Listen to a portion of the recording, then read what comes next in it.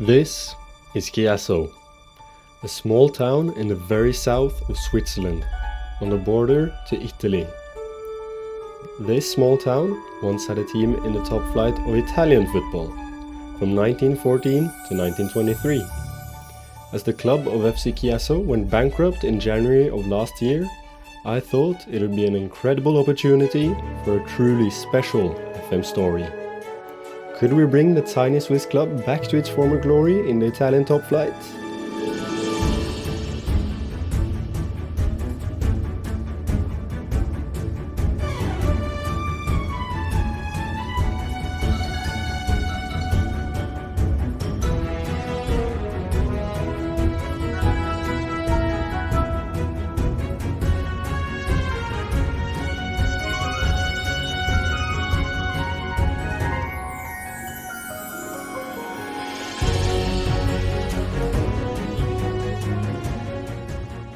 We begin our story in the Serie C of Italy, and as FC Chiasso isn't an officially playable team in FM, I've had to create a club in the Serie C. I've tried to replicate the Chiasso team from before it went bankrupt, as seen on the club website, and I've made their abilities as close to the level of Serie C as possible. The plan is to use a 4-3-3 tactic, where the aim is to control possession and build out from the back, as this tactic is a good fit for our players. I believe we have quite a decent attack, but we might be struggling at the back considering our aging centre-backs.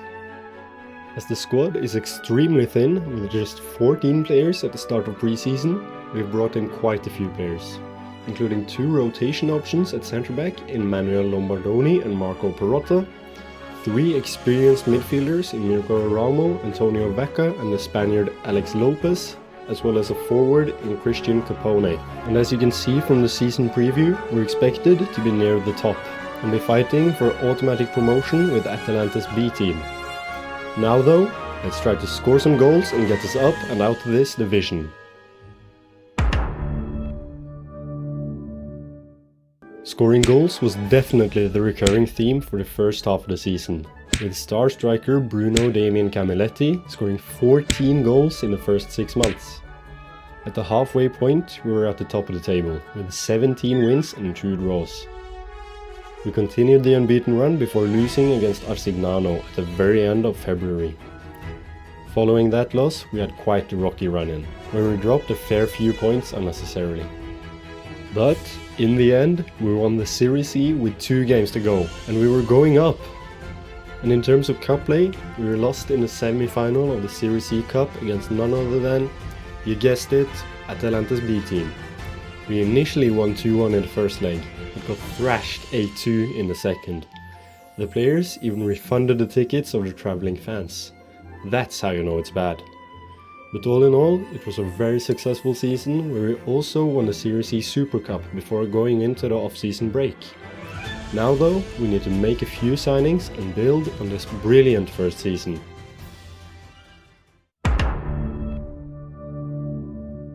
We begin pre-season by releasing 3 players in Mirko Ramo, Marco Perotta and Manuel Lombardoni, as they just don't hold the Serie B level. We also let centre-back Andrea Righetti leave on a free, and as we've let some players go, we naturally have to make quite a few signings.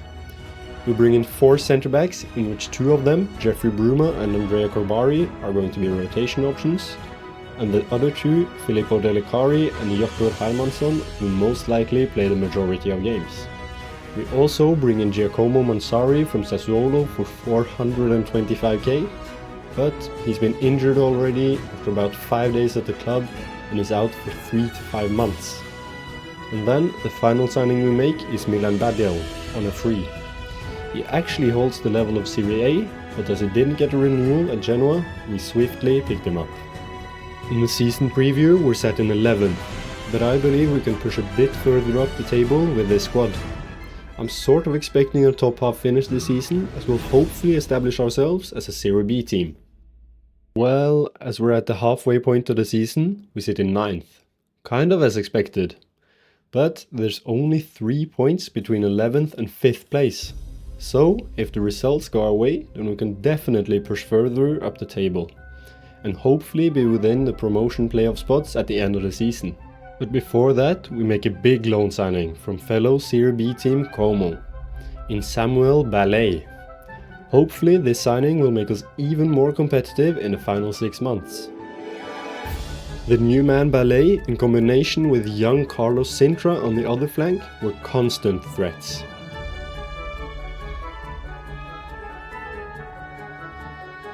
And as always, the old man Camilletti was a never-ending source of goals. And I was right to think we could push up the table, because after a great second half of the season, we finished third. We were going to play for a spot in the Serie A next year. Torino and Brescia both comfortably went up, but for us it went right down to the wire, as we tied on points with Hellas Verona for third place. This though means that we enter the playoffs in the semi-final, as we don't have to play the prelim round. And as Reggiana won their prelim game against Como, we got put against them. In the first of 2 legs, we got a brilliant result to take home to the Stadio Comunale Riva, as we won 2-0 with goals from Mr. Consistent Camilletti and young starlet Carlos Sintra. We continued this in the second leg, as we went 1-0 up in the 56th minute through, you guessed it, Camilletti. But then Reggiana scored the equalizer just 2 minutes later. Then they scored again in the 84th. Surely we weren't gonna bottle this, right? Well, in the 95th minute, they scored again to tie the game. And I swear, I didn't even know this. But as the full-time whistle went, we went through to the final as the higher seed because of our league placement. So now, we were just 2 games away from the big time, and we were going up against Sampdoria. The first game was a crazy affair, with the lead going back and forth like a hot potato. Neither team could stop scoring and conceding as the game ended 4-4, with our goals coming from Ballet, Camilletti, Fer and Menja Hansen. The second leg, however, was nowhere near as end-to-end. Sampdoria took an early lead after 14 minutes through Estanis Pedrola. But straight away, basically from kickoff, we equalized through none other than Camilletti. And then, in the 36th minute, Bartosz Bereszyński got a straight red card for a tackle that most definitely could have seen a prison sentence. This boded well for us though, as we were a man up for well over half the game. The game went completely stale though, as we had the ball and Sampdoria stayed in their defensive block and were hoping for extra time and pens. However, in the 95th minute, we got a corner. Michael Fer whipped the ball in and up rose Filippo Delicari to slot the ball home and send us to the big time. We're going up for the 2nd year running, from the pits of Serie C to the glory of Serie A in 2 years. What an incredible season, and what a group of lads. The first thing that happened in Season 3 was that I got the devastating message that Bruno Damien Camilletti was retiring. So there's going to be a huge task in replacing him and his goals. In addition to that, our captain and warrior at the back, Daniele Regazzoni, also retired to become a director of football. But apparently without any eyes. This is not really that good, is he? We also let a lot of players leave, as our squad had loads of players who was nowhere near the Serie A level. We sold the likes of Andrea Gorbari and Christian Copone because they were demanding playing time when they were literally the worst option in the squad in their positions. So they just had to go. All of these departures means that we're gonna be very busy this transfer window. We start by signing 2 new centre-backs on free transfers, with a highlight being Alessandro Fontanarossa, a ball-playing centre-back who got released by Inter. We then signed 2 midfielders in Domingos Quina, who will be a rotation option, as well as Luca Bellardinelli, who is a young prospect coming in from Empoli.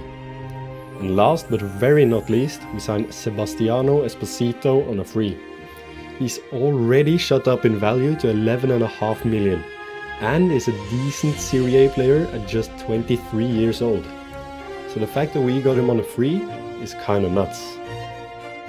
The goal for this season is obviously to stay up, and the season preview has us going down, as we're in 19th with a 500 to 1 odds of winning the league. We started the season rather positively by picking up a point at both Frosinone and Atalanta in the first 2 games, and also smashing Sassuolo 5-0 in the 5th game of the season to get our first win in the top flight. But as I looked down the schedule, I got depressed, as these were our next 4 games. First, we got beaten 3-1 by Roma, before going to Allianz Stadium with little to no hope. But after an Esposito goal in the 82nd minute, we picked up a point away to Juventus. We then got absolutely humbled by AC Milan at home, before going to the San Siro and humbling Inter Milan, although they did get a red card 9 minutes in. However, Sebastiano Esposito scored his first hat-trick for the club to finish off that horrible spell of games against arguably the 4 biggest teams in the country. This was the recurring theme though. We managed to be competitive with most teams, but when it came to the big dogs with their squad depth and ability, we basically didn't stand a chance. As long as they didn't get red cards, that is. With a horrible run of form in November and December, which saw us not win in 9 games, the table looked like this. We sat 16th in the table, above the relegation zone, and I was pretty happy with how things were going. We only won 3 of our first 19 games, but we drew 7 and lost 9. 6 points was the gap to the relegation zone, and I was confident we could survive. And survive is exactly what we did. We finished 15th ahead of Roma and 12 points ahead of 18th place Brianza in the relegation zone. We truly had exceeded expectations from both our board and the media. This incredible result was definitely down to our incredible team morale and togetherness, but also our Camilletti replacement, Sebastiano Esposito. He'd scored 23 goals for us this season and was definitely able to fill the Camilletti-sized hole we'd had at the start of the season. And as we look back at a successful season, I could only start to think that we were here to stay.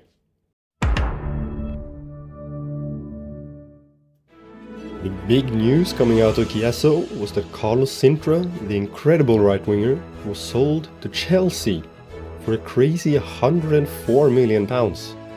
He'd been that good in our first season in the Serie A that Chelsea decided to splash the cash as we've seen in the past. With the board giving us a bit over 60 million from that transfer, we could bring in some serious reinforcements to hopefully bring us up the table. We decided to go for youth. We bring in Dusan Ristic, a promising German winger whom we'll send out on loan. Aslak Pampin for 3 million from Norwegian side Stabæk, a good backup to Esposito and maybe even his heir if we were to sell him. We then bring in Tony for 13.75 million from Brazilian club AMG. He's an extremely tall and talented winger. And then the final young player we bring in is Hector Gonzalez for 7 million from Racing Club. He's already a great Serie A player, and his value immediately shot up to 41 to 65 million pounds. So, if anything, we can get some good money for him in the future. And as every football manager player knows, when you bring in a lot of youngsters, you need to mix it in with a little bit of experience.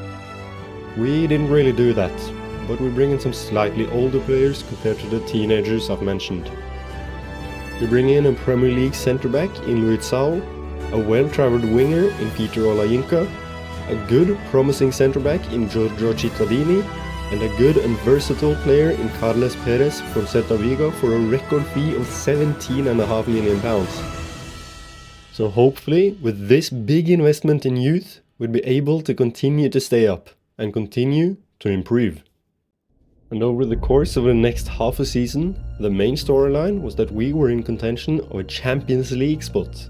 After 24 games, we sat in 5th, just 1 point off top 4. I was well and truly impressed by the team, and so was the board.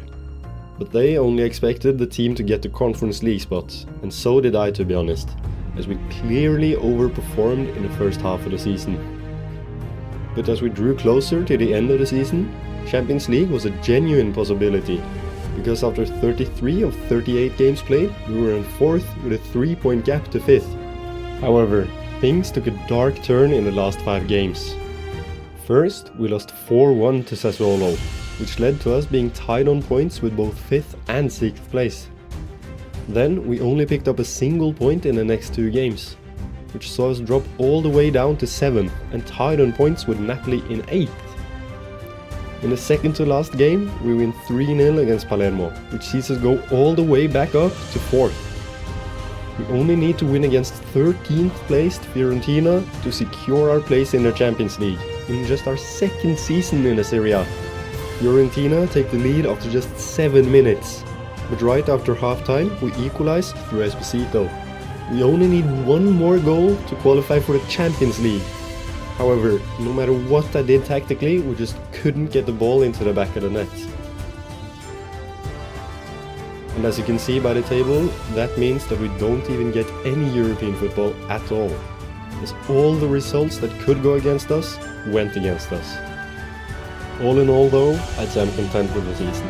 We've established ourselves as a force to be reckoned with in the Serie A, and I believe that we can push on and up to a European place next season. As we don't have a lot of money to spend, we can't bring in a lot of big names. But the signing of the summer is Paulo Buzidan, a young Brazilian tower of a centre-back whom we've had in our sights for quite some time. And to facilitate this signing, we got rid of Olyinka to Granada for £10.5 million. Otherwise, we just bring in 3 old big names on 1-year contracts for squad depth, in Niklas Fulkrug, Davy Clausen and El Said Hissai. We do make our first big tactical change though, as we go away from the familiar 4-3-3 to this, a 4-4-2 diamond with Esposito and Pampin leading the line, as the latter was developing so well that we needed to make space for him in the starting 11. And it should also be mentioned that Mastantuono is signing from January of last season, as we sold a few players in that window. We then had enough money to get the Argentinian, who's now developed enough to play a prominent role in the team. With this tactic, we could hopefully become more defensively solid, and maybe, just maybe this year, we could aim for Europe. And as we headed into January, that dream became more and more of a reality, as we were sitting in 2nd. The big name so far was a rather unlikely one. Franco Mastantuono, who keep in mind was playing in attacking midfield, had scored 14 goals in the first 6 months. And we were a team not to mess with. We were dispatching teams like Sassuolo 6-1 and even AC Milan 4-2. The only times we were dropping points was in fact when we were playing one of the big teams, like this 3-2 loss to Inter Milan or this 2-2 draw with Juventus. Home games against teams below us in the league were comfortable affairs, like this 4-1 win against Torino, with goals from Pampin, Mastantuono, Esposito and La Rosa. And speaking of La Rosa, he's a youth prospect who came through our latest academy intake, and is definitely a rising star after just becoming the youngest ever goalscorer in FC Chiasso history, at just 15 years and 332 days old. The plan for the rest of the season was simple: keep playing our 4-4-2 diamond, keep scoring goals, and keep us in the Champions League places. Simple, right? And it was!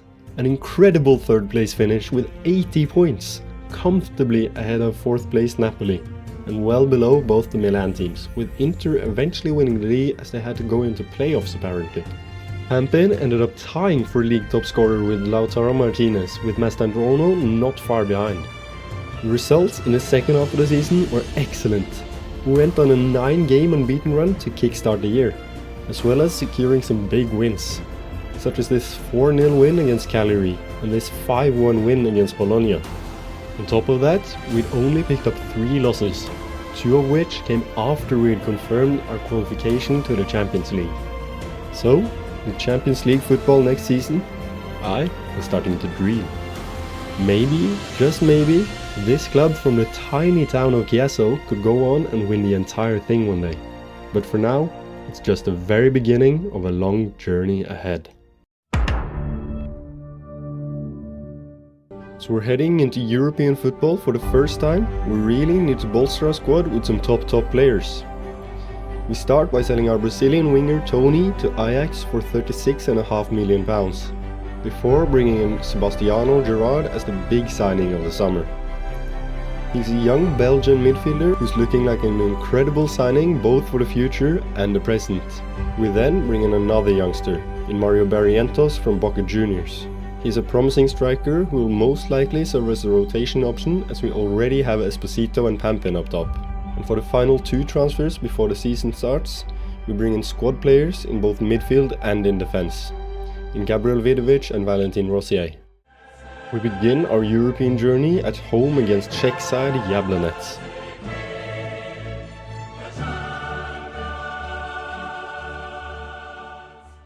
And with goals from new signing Gerrard, Busedan, and our other big new signing Barrientos, we went on to win the tie 3-1 to get a winning start to this hopefully long journey in European football. After a 0-0 draw against Freiburg in the following Champions League fixture, we continued our brilliant start to the league phase with a 1-0 win against Arsenal at the Stadio Comunale Riva, a 2-1 win away to Chelsea at Stamford Bridge, a convincing 5-1 win against Dinamo Zagreb, and a 4-1 win against PAOK to close out the year.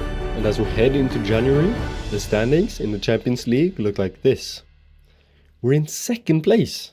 We'd already secured a playoff spot, and we're just 1 win away from qualifying for the knockout stages in our first season in any European competition. These results were beyond my wildest dreams. Before the season, my expectation was to be fighting for a playoff place to the knockouts, and absolutely not to be almost topping the entire table. In the league, however, things weren't going as well. We sat in 6th, already 7 points off the Champions League places. So if we want Champions League football next season as well, we're gonna have to make a big push in the league for the remainder of the season. But going back to the Champions League phase, we only need 1 win to qualify for the knockouts. And after a not so surprising 4-2 loss to Barcelona at the Camp Nou, we won 3-0 at home against Marseille to finish 4th and directly qualify for the round of 16.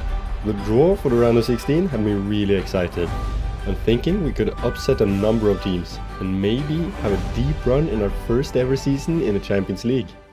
But as you can see, we got drawn Inter, a team we'd been the losing side to for the majority of the fixtures. So you could say that my excitement dropped quite rapidly. And it turned out to be justified, as we lost 3-1 in the first leg at the San Siro after a disappointing performance all round. Following that, we lost 1-0 to Genoa in the league, so our confidence took quite a knock heading into the second leg. And as we conceded the first goal to Inter in the 49th minute, I thought all hope was lost. But just 2 minutes later, Esposito put the ball in the back of the net to keep our hopes alive. Only 7 minutes after that, our own academy product La Rosa made it 2-1 to us, meaning we needed 1 more goal to send it to extra time. And then, in the 95th minute, Franco Mastantuono got the ball off a short corner and curled an absolute beauty into the far top corner to tie it on aggregate 4-4 and send us to extra time. However, we had a big problem, as all our players were knackered after full time, and we already used all 5 subs. And as it turns out, that would prove fatal, as Inter put together a very nice attack finished off by Lautaro Martinez to send us crashing out of the Champions League. But there was one positive thing about this. We could now put all our attention and focus onto the league, and finish in the Champions League spots to get our revenge next season. As we headed into May, it was now impossible for us to get into the top 4, as we were now 12 points behind AC Milan, who also had a game in hand. But we desperately needed to secure the 5th place, because the coefficient rankings could mean that 5th also got Champions League football. And that's exactly what we did. With a loss and 2 wins to close out the season, we finished 5th. Now we need to wait and see which countries get the coefficient places, and if we could sneak our way into the Champions League once again. A week later, on the 27th of May, we got the message we all wanted. FC Chiasso was going to play in the Champions League for a 2nd year running.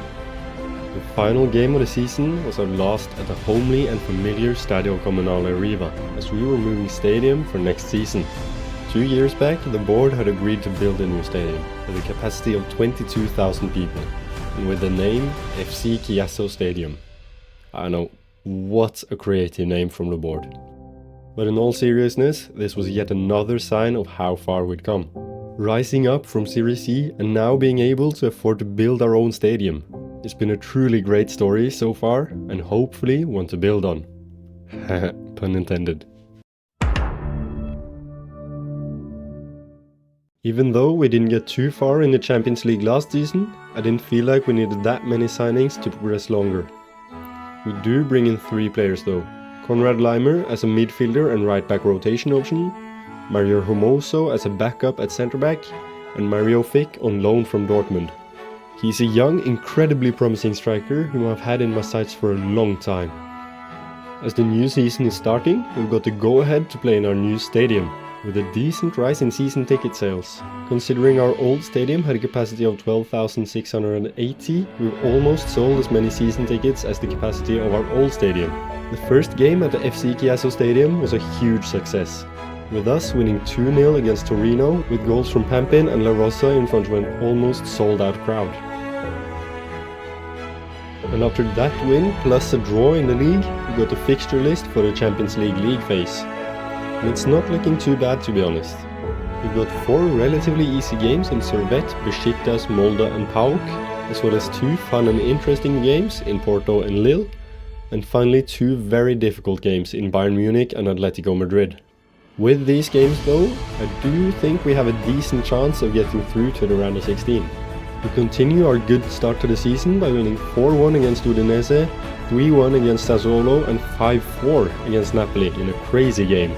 And in the Champions League we start as we mean to go on, with 2 7-0 victories in a row against Servette and Besiktas. And in that game against Besiktas, I was struggling to understand what Pampin had for breakfast, as he got a hat-trick of both goals and assists. Going back to the Serie A, we win all our 4 games ahead of the next Champions League game.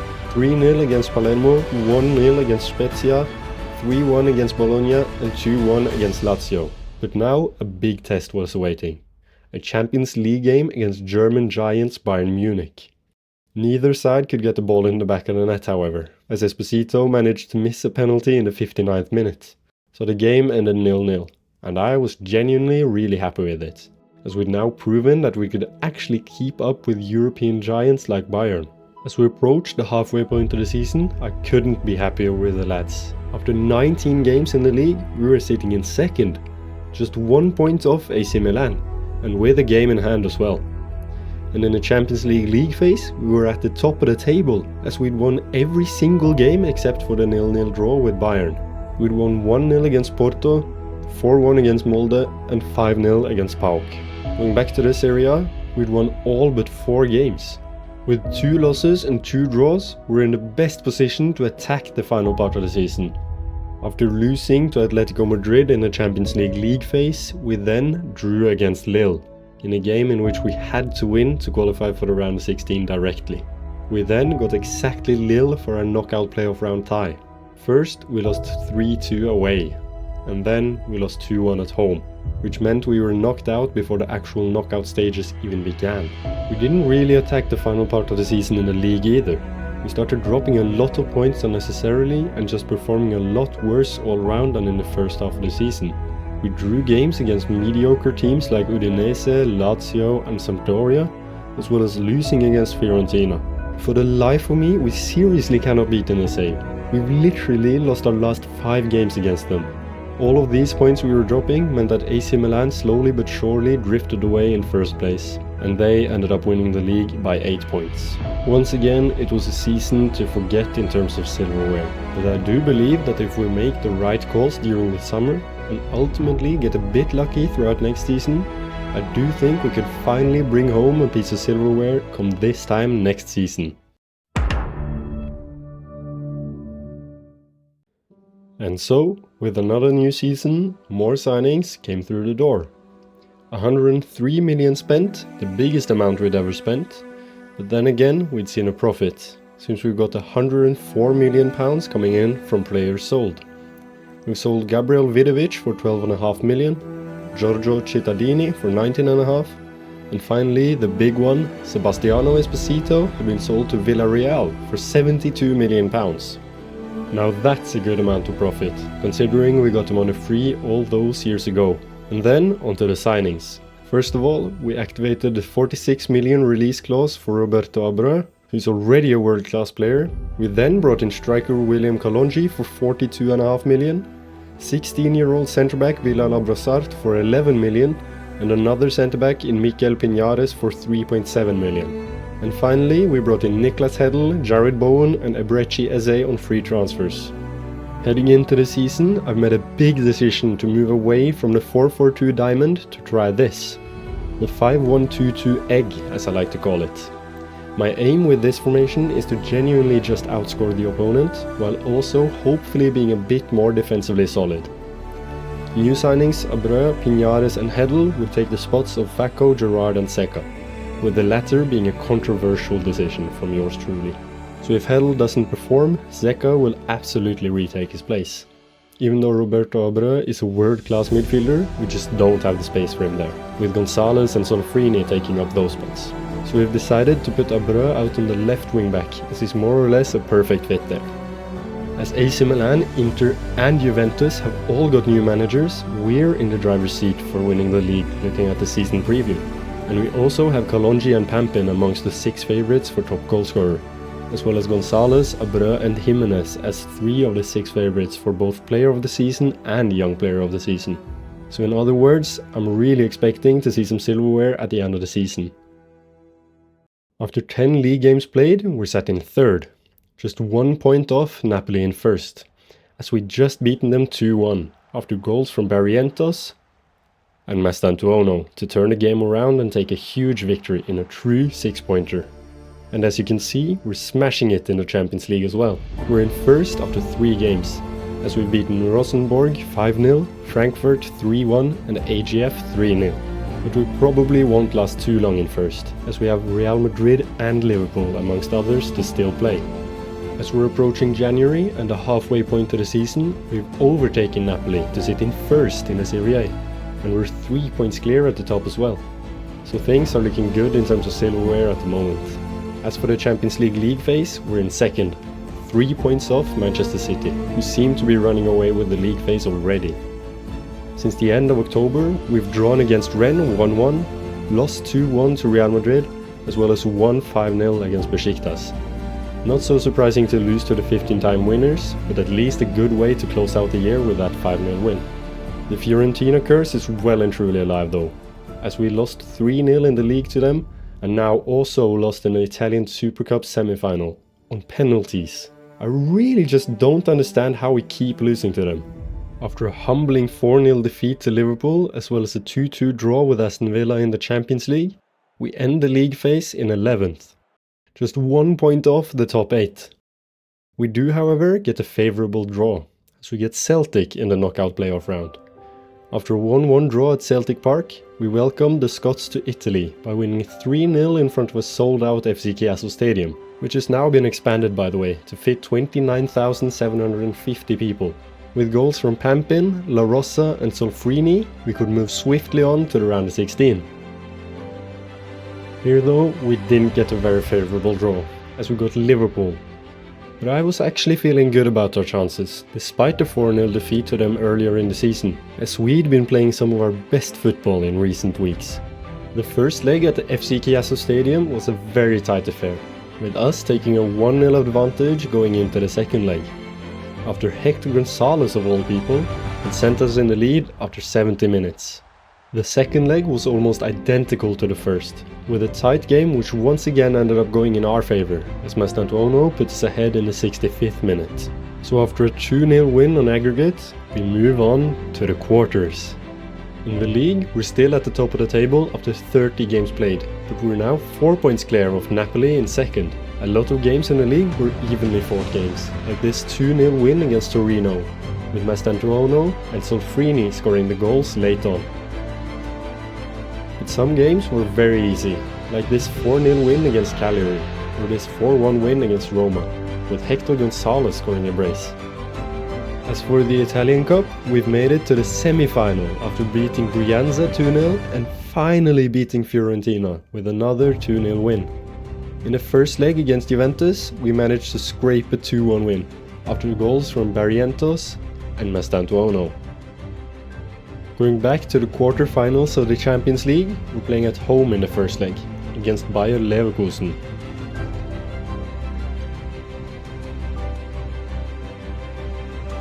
After taking the lead twice, Leverkusen managed to equalize twice.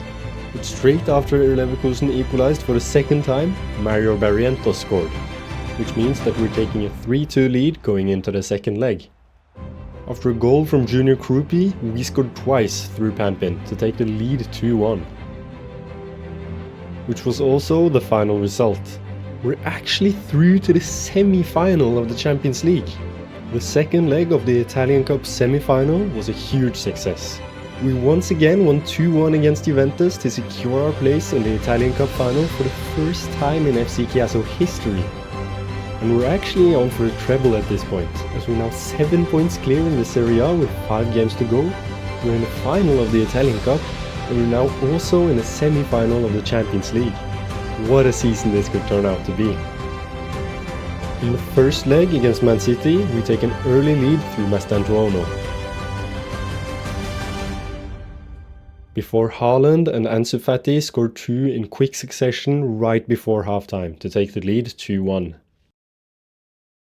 We do equalize in the 84th minute though, through Kalonji, before we once again concede straight after, literally straight from kickoff, which sees Man City taking a 3-2 lead into the second leg in Manchester.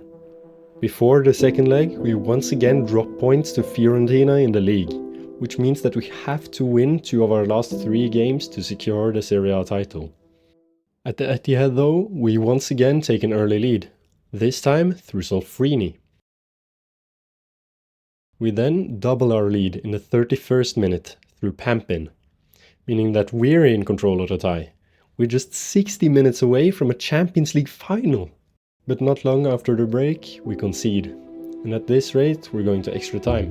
And that's exactly what's happened. And as always, when we're in extra time, our players are absolutely knackered. And this would prove fatal, just as it did against Inter a couple of seasons ago. We concede twice in extra time to Man City substitute Eduardo Bove, and we crash out of the Champions League. So close, but yet so far. The weekend after, however, we win 4-2 against Lazio, which sees us needing just 3 points from our last 2 games to secure the league title. We then head into the Italian Cup final against AC Milan. 7 minutes into the game, Roberto Abreu wins the ball high up the pitch and plays a brilliant ball through to Barrientos, who tucks it away nicely. Milan then hit back less than 10 minutes later with a nice finish from Yasin Adli. We take the lead again though, after another link-up between Abreu and Barrientos. And after a huge amount of pressure from Milan in the final 30 minutes, they do equalize right at the death. As Bellardinelli lost the ball completely unprovoked, Charles de Ketelaere equalized for Milan in the 93rd minute to send us to extra time. After an incredibly tight affair in extra time, we get a corner in the 118th minute. Barrientos takes the corner short to William Kalonji, who plays it into loanee Alain Papin on the other side of the box. He takes a touch and rifles the ball into the bottom corner with his first goal for the club. We hold out for the final few minutes to secure our first ever major trophy.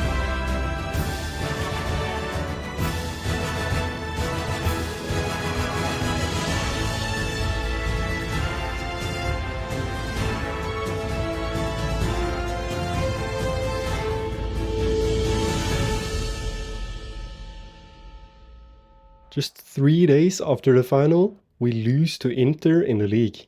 We now have to win the final game of the season against Brianza to win the league. It's absolutely a winnable game, but you never know in football. Everything can happen. But we have a magnificent first half with goals from Barrientos, Solfrini and Mastantuono, which means we head into the break with a 3-0 lead. Then we increase our lead with a second from Solfrini. And after a pointless goal from Bianza, we win the game 4-1 to finish the season as Serie A champions. We've actually done it. What an incredible season we've had, doing the domestic double and being so close to European glory as well.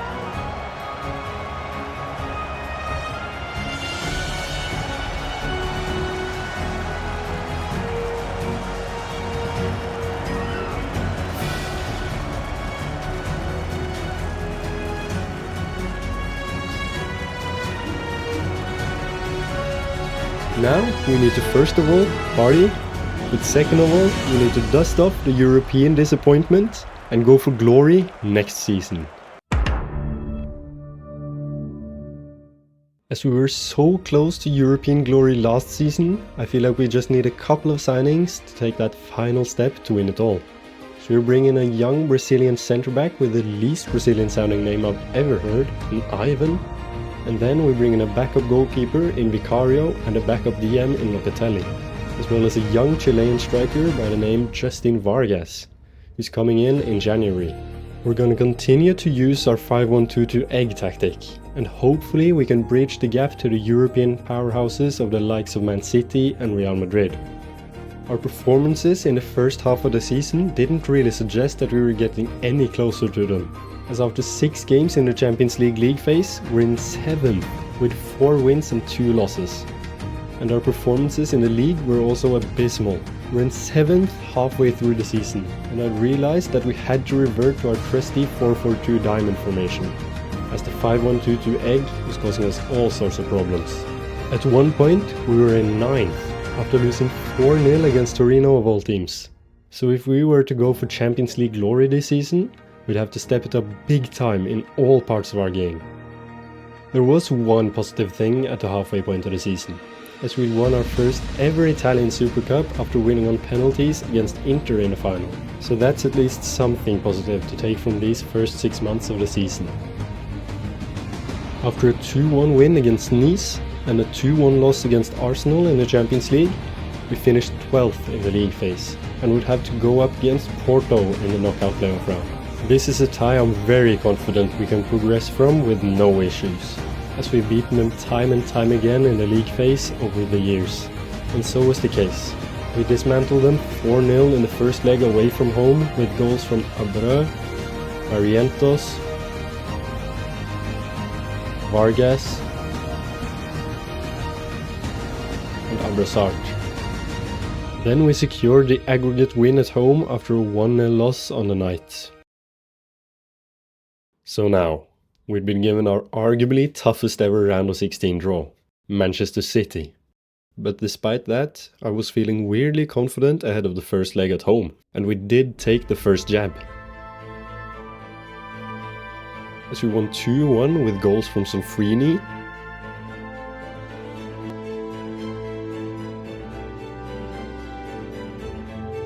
and Eze. Going into the second leg, however, I was really nervous and not really too confident. But my nerves went quiet after just 3 minutes, as we extended our lead from the first leg with a rebound goal from Hector Gonzalez after Piñares had hit the bar. Right after halftime though, Man City scored to be just 1 goal from extra time. And about 20 minutes later, they scored again to equalize the score on aggregate. However, only 7 minutes after that, we took the lead again through Mario Barrientos.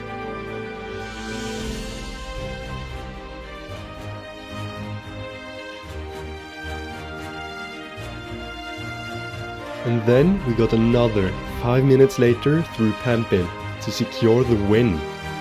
We went through to the quarterfinals after beating the team who crushed our European dreams in the semis last year. What a time to be alive! In the quarters, we've been drawn Lille, a team we'd both lost to and beaten in the years gone by.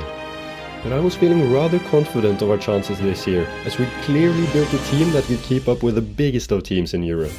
And I was right about our chances against Lille, as we thrashed them 8-1 on aggregate after a huge 6-1 win in the first leg, which included a 20-minute hat-trick off the bench from 18-year-old striker Justin Vargas.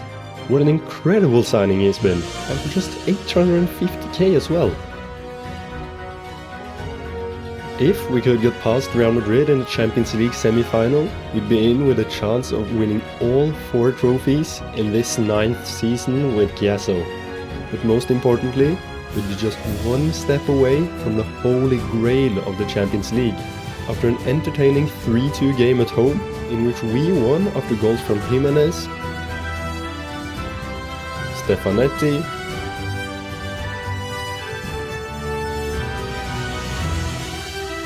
and Pampin would have to back it up in the second leg away at the Bernabeu.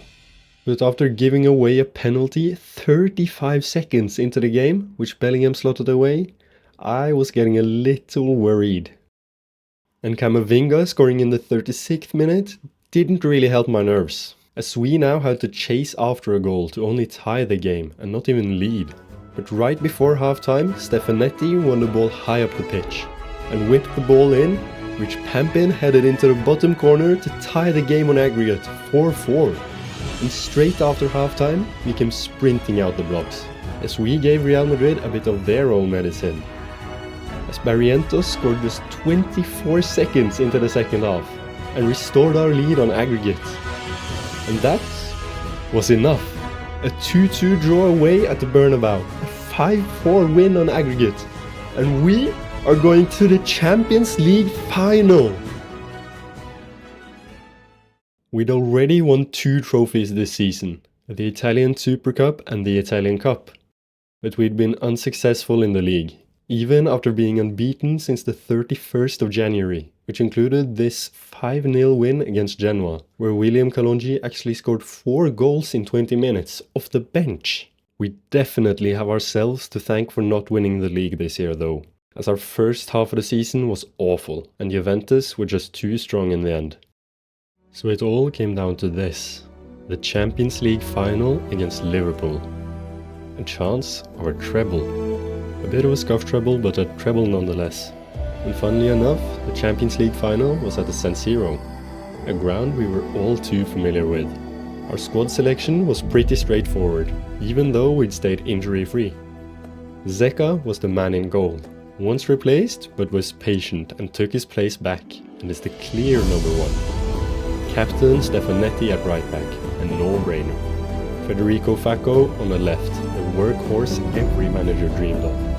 Busidan and Jimenez in central defense, a real duo that had built up a very good partnership this season. Gonzalez in the DLP, a very underrated player who'd stayed loyal despite loads of transfer rumors. Sofrini as the roaming playmaker and Abreu as the attacking centre mid. You don't get a better midfield trio than that. Mastantuono through the middle, and our star strikers Pampin and Barrientos up top. The team was selected, and it was time for the biggest game of our lives. The Liverpool team was of course strong. Led by manager Marco Rose, they'd line up in a 4-2-3-1 with Endrick as their star man up front. We of course would line up in our 4-4-2 diamond with Pampin and Barrientos leading the line. The game started in the worst way possible, with Liverpool taking the lead off a corner after just 8 minutes. The corner was headed home by Jay Isenga after a good delivery from Ben Doak. With us not creating a whole lot, Liverpool took advantage, and had a huge chance go begging as Doak whipped the ball into Darwin Núñez, who hit the post with his header, with Zeka eventually claiming the ball to keep the score 1-0.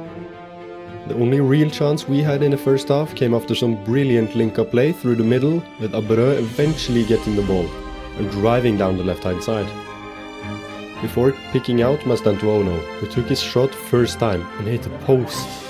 So going into half-time, the score was still 1-0 to Liverpool, and we had a big task on our hands if we wanted to take the trophy home to Chiasso. As in the past, we came sprinting out the blocks right after half-time, as Facco played a beautiful ball through to Mastantuono, who went into a 50-50 challenge with the keeper, with the ball somehow ending up in Barrientos' feet, who saw his shot on the open goal blocked by left-back Doig. Right after Liverpool scored a goal that got disallowed for offside, we put together a magnificent attack which started from goalkeeper Alessandro Zeka. Zeka played it short to Jimenez, who played a nice ball between lines to Sofrini. He then took the ball in his stride and eventually played it forward to Mastantuono. He drove with the ball for ages down the right hand side, before putting the ball in to Abreu, who smartly headed it down to Pampin. Pampin took it down on his chest and smacked the ball in the back of the net to tie the game. After making a few subs due to tired legs, we got a corner in the 74th minute, which Barrientos took short to Eze. He then played it across the box to Sebastiano Gerard, who hit the ball first time and scored an absolute screamer in the top corner.